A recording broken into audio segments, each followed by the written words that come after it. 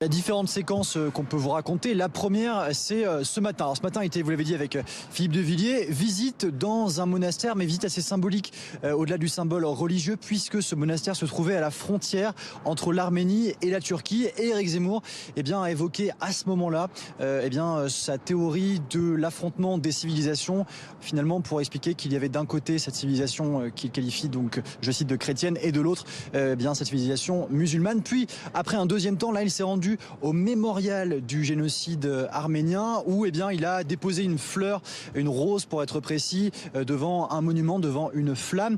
Intéressant de noter que dans cette position, il y avait une sorte de travail d'image qui a été fait de la part des équipes. Pourquoi je vous dis ça? Parce que dans d'autres déplacements, on sentait bien que les points presse se faisaient un peu à tout moment. Là, il y avait une volonté très claire des équipes de ne pas faire de point presse sur les lieux dits solennels. Non, le point presse, il aura lieu plus tard dans la journée, donc sorte de stratégie finalement de rarification de la parole. En tout cas, on le ressent comme ça de notre côté. Puis vous l'avez dit, Philippe de Villiers qui était présent, donc finalement aussi comme pour parler à un électorat assez traditionnel, on l'a senti de la part de la bouche d'Éric Zemmour. Et puis un autre fait intéressant qu'on peut noter de la part de l'équipe cette fois-ci d'Éric Zemmour, il ne l'appelle plus du tout Éric ou bien Éric Zemmour devant nous, non, on l'appelle le candidat, comme finalement pour l'ancrer définitivement dans cette temporalité de candidat à l'élection présidentielle.